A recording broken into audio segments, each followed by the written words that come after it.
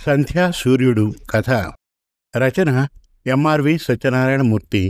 కథాపఠనం మలవరపు సీతారాం కుమార్. హాసిని, నేను స్కూల్కి వెళ్తున్నా అన్నాడు మోహనకృష్ణ. అలాగే, నేను 10 నిమిషాల్లో బయలుదేరుతాను జవాబిచ్చింది సుహాసిని, చిన్న కూతురికి జడవేసి రిబ్బన్ కడుతూ. మోహనకృష్ణ సైకిల్ తీసుకుని గేటు బయటకు వచ్చి కొడుకు రాకేష్ని ఎక్కించుకొని హైస్కూల్కి బయలుదేరాడు. 10 నిమిషాల్లో స్కూల్కి చేరుకున్నారు తండ్రి కొడుకులు. రాకేష్ సైకిల్ దిగి 7వ తరగతి గదికి వెళ్ళాడు. మోహనకృష్ణ సైకిల్ స్టాండ్లో పెట్టి హెడ్ మాస్టర్ గదిలోకి వెళ్ళి ఆయన్ని విష్ చేసి హాజరు పట్టీలో సంతకం చేసి స్టాఫ్ రూంలోకి వెళ్ళాడు. లెక్కల మాస్టారు జయంతి శాస్త్రి గారు, తెలుగు మాస్టారు జగన్నాథం గారు, హిందీ మాస్టారు బ్రహ్మానందం గారు, ఇంగ్లీష్ మాస్టారు సుబ్బారావు గారు అప్పటికే వచ్చి ఉన్నారు. 600 మంది పిల్లలు ఉన్న హైస్కూల్లో 26 మంది మాస్టర్లు పనిచేస్తున్నారు. స్టాఫ్ ఒక్కొక్కరే వస్తున్నారు. మోహనకృష్ణ 8, 9, 10 తరగతులకు ఇంగ్లీష్, సైన్స్ పాఠాలు చెబుతాడు. హెడ్ మాస్టర్ నాగిరెడ్డి గారికి అతనంటే చాలా అభిమానం. పాఠాలు బాగా చెబుతాడని, వేళకు స్కూల్కి వస్తాడని. ఉదయం స్కూల్ అయింది. మోహనకృష్ణ, రాకేష్ ఇంటికి వెళ్ళి భోజనం చేసి వచ్చారు. స్కూలు ఇంటికి దగ్గరే. సుహాసిని లింగాల వీధి చివర ఉన్న కాన్వెంట్లో ఉదయం పూట పిల్లలకు సోషల్ పాఠాలు చెబుతుంది. కూతుళ్ళు పల్లవి, కీర్తన ఇద్దరూ ఆమె పనిచేసే కాన్వెంట్లోనే చదువుతున్నారు. భర్త, కొడుకు భోజనం చేసి వెళ్ళాక సుహాసిని కాసేపు విశ్రాంతి తీసుకుంది. మరోరోజు కాన్వెంట్లో చెప్పవలసిన పాఠాలు ఒకసారి చూసుకుంది.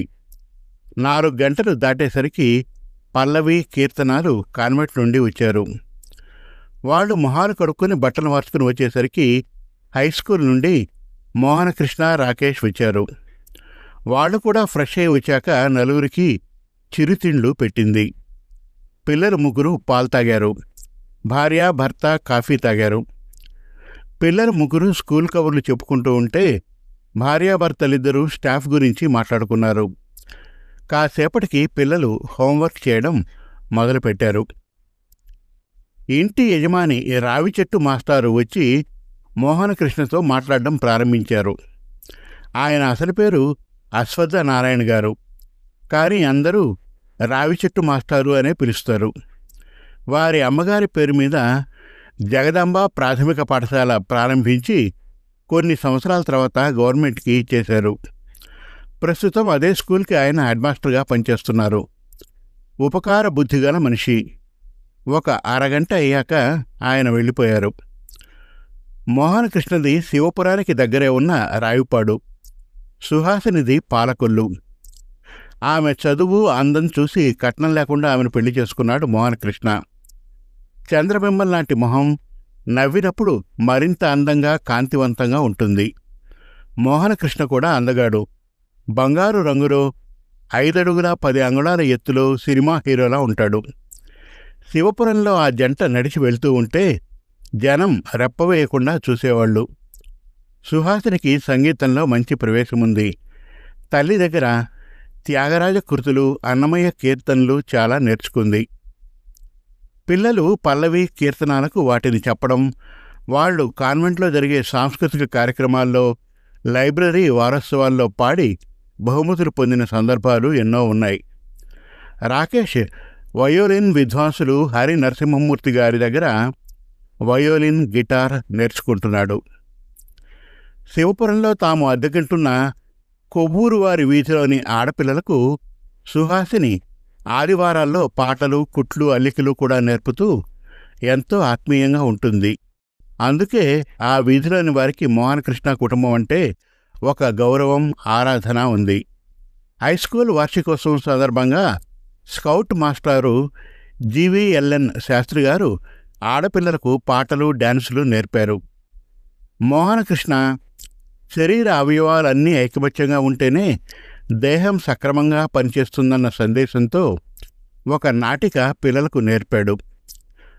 ప్రదర్శనలు చూసిన తణుకు ఉప విద్యాశాఖాధికారి శ్రీరామ్మూర్తి గారు మంచి సందేశాత్మక నాటికతో విద్యార్థులను సంఘటితం చేసినందుకు మోహనకృష్ణని అభినందించారు.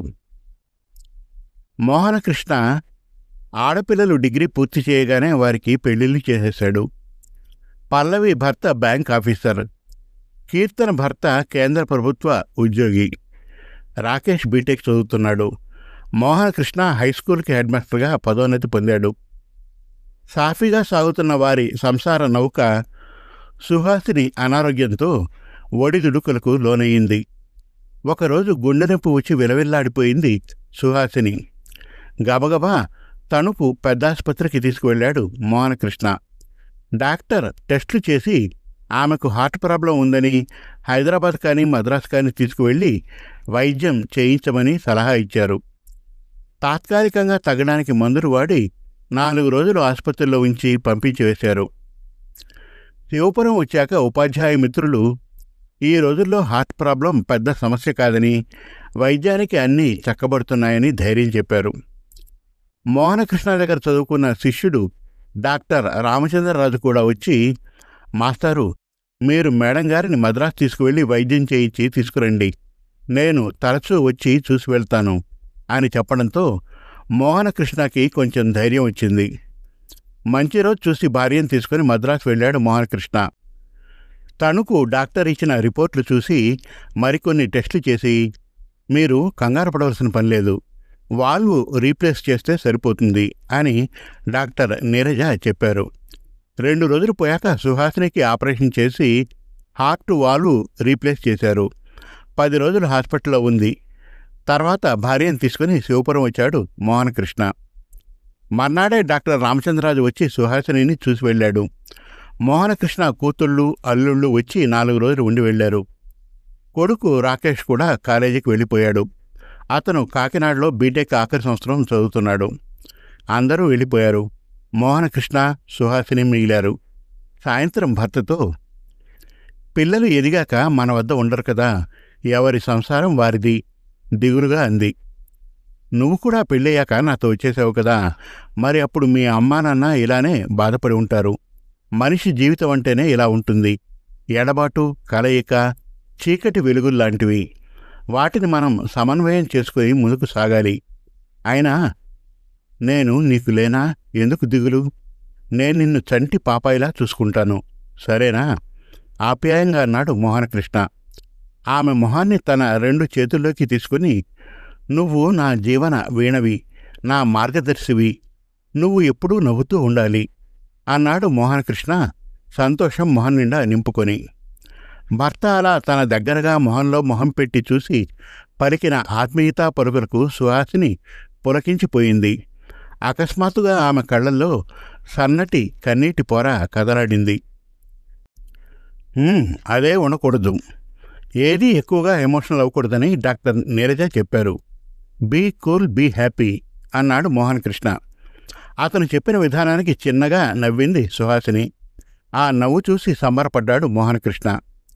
ఇంట్లో పనులు చేయడానికి, భార్యని కనిపెట్టుకుని ఉండడానికి ఒక మనిషిని ఏర్పాటు చేసి హైస్కూల్కి వెళ్లడం ప్రారంభించాడు మోహనకృష్ణ. 2 నెలల్లో సుహాసిని మామూలు మనిషిగా మారింది. తన పనులు తాను చేసుకుంటూ వంట కూడా చేస్తోంది. కాన్వెంట్కి వెళ్లడం మానేసింది. ప్రతిరోజు కూతుళ్ళిద్దరూ ఫోన్లు చేసి తల్లితో మాట్లాడుతున్నారు. డాక్టర్ రామచంద్రరాజు వారం వారం వచ్చి సుహాసిని చూసి వెళ్తున్నారు. కాలచక్రం గిర్రున తిరుగుతోంది. రాకేష్ చదువు పూర్తి కావడం, హైదరాబాద్లో ఉద్యోగం రావడం, ఆ తర్వాత పెళ్లి చేసుకోవడం చాలా స్పీడ్గా జరిగిపోయాయి. పల్లవి, కీర్తనాలకు పిల్లలు పుట్టారు. మనవల ఆట పాటలతో మోహనకృష్ణ, సుహాసిని ఆనందంగా కాలక్షేపం చేస్తున్నారు. మోహనకృష్ణ హెడ్మాస్టర్గా రిటైర్ అయ్యాడు. సుహాసిని కోరిక మీద పాలకొల్లు బ్రాడీపేట చివర్లో 4 గదుల డాబా కట్టాడు మోహనకృష్ణ. ఇంటి చుట్టూ ఉన్న ఖాళీ స్థలంలో చక్కని పూల మొక్కలు పెంచాడు. సుహాసిని వరండాలో కుర్చీలో కూర్చొని ఆ పూల మొక్కల మీద నుండి వచ్చే చల్లని పరిమళభరితమైన గాలిని తనివితీరా ఆస్వాదిస్తూ ఉంటుంది. మోహనకృష్ణ మొక్కలకు నీళ్లు పోస్తూ ఆమెతో కబుర్లు చెబుతూ ఉంటాడు. డాక్టర్ రామచంద్రరాజు వారం వారం వచ్చి సుహాసిని చూసి వెళ్తున్నాడు. మోహనకృష్ణ ఆ కాలనీలోని పిల్లలకు ఇంగ్లీష్, సైన్స్ ట్యూషన్ చెబుతున్నాడు. ఒకరోజు సుహాసిని, ఇప్పుడు చదువుతున్న పిల్లలకి ఇంగ్లీష్ గ్రామర్ సరిగ్గా రావడం లేదు. మీరు గ్రామర్ మీద చిన్న పుస్తకం రాసి అందరికీ ఇవ్వండి, వారికి చాలా ఉపయోగంగా ఉంటుంది అంది. అది నిజమే అనిపించింది మోహనకృష్ణకి. తన దగ్గరకు వచ్చే పిల్లల్లో చాలామంది ఇంగ్లీష్ గ్రామర్లో వెనకబడి ఉండడం గమనించాడు. తర్వాత 15 రోజులు శ్రమపడి ఈజీ గ్రామర్ పేరుతో చిన్న పుస్తకం విడుదల చేశాడు మోహనకృష్ణ. పాలకొల్లు చుట్టుపక్కల హైస్కూళ్లలో ఆ పుస్తకాలు ఇచ్చాడు. ఆ మరుసటి సంవత్సరం 10వ తరగతి పరీక్షల్లో ఇంగ్లీష్ సబ్జెక్టులో చాలామంది మంచి మార్కులు సాధించారు. కొంతమంది హైస్కూల్ హెడ్మాస్టర్ల కోరిక మీద మరికొన్ని గ్రామర్ పుస్తకాలు ప్రింట్ చేయించి చాలామంది విద్యార్థులకు ఇచ్చాడు మోహనకృష్ణ. భర్త చేసిన పని వల్ల చాలామంది పిల్లలకు మేలు జరిగినందుకు సుహాసిని చాలా సంతోషించింది. సుహాసినికి ఆరోగ్యపరంగా ఏ విధమైన సమస్యలు రాకుండా చాలా జాగ్రత్తలు తీసుకుంటున్నాడు మోహనకృష్ణ. ఆమెను ఒక గాజు బొమ్మలా చూసుకుంటున్నాడు. కుటుంబంలో వచ్చే చిన్న చిన్న సమస్యలు ఆమె దృష్టికి రాకుండా తానే వాటిని పరిష్కరించేవాడు. ఆమె ఎప్పుడూ ప్రశాంతంగా ఉండేందుకు కృషి చేసేవాడు. ఆమెకిష్టమైన సంగీత కచేరీలకు టాక్సీ మీద తీసుకెళ్లేవాడు. ఆమె సంతోషమే తన సంతోషంగా భావించేవాడు. వంట పనిలో కూడా ఆమెకి సాయం చేసేవాడు.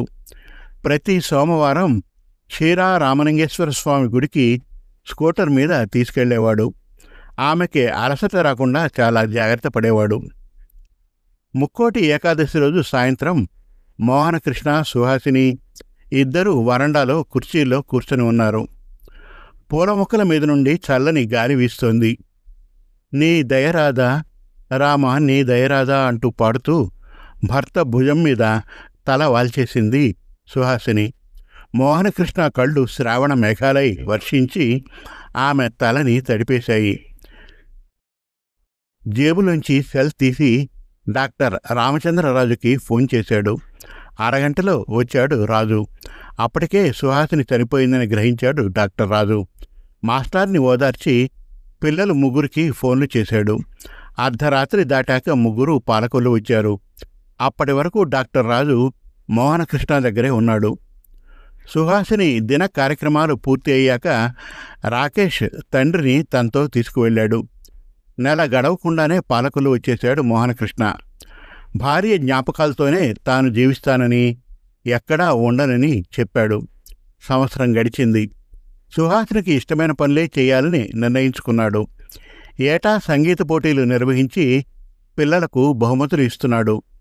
పిల్లల్లో దేశభక్తి, జాతీయతాభావాలు పెంపొందించేందుకు సందేశాత్మకమైన చిన్న చిన్న కథలు రాసి వాటిని పుస్తకాలుగా ప్రచురించి ప్రతి పాఠశాలకు అందిస్తున్నాడు. సాయంత్రం వేళల్లో ఇంటి దగ్గర చదువులో వెనకబడిన విద్యార్థులకు ట్యూషన్ చెబుతున్నాడు. సుహాసిని ఫౌండేషన్ ద్వారా పల్లెల్లో డాక్టర్ రాజు సహాయంతో మెడికల్ క్యాంపులు నిర్వహిస్తున్నాడు. 82 సంవత్సరాల వయస్సులో ఏ విద్యా సంస్థ వారు పిలిచినా అక్కడికి వెళ్ళి పిల్లలకు ఇంగ్లీష్ గ్రామర్ చెబుతున్నాడు. మరి సంధ్యలో దిగులు పడకుండా నిరంతర చైతన్యంతో సమాజ వికాసానికి, పిల్లల విద్యాభివృద్ధికి శ్రమిస్తున్న మోహనకృష్ణ తొలి సంధ్యా సూర్యుడు, ఎందరికో స్ఫూర్తిదాత. సమాప్తం. మరిన్ని చక్కటి కథల కోసం, కవితల కోసం, వెబ్ సిరీస్ కోసం మన తెలుగు కథలు.com విజిట్ చేయండి. Thank you.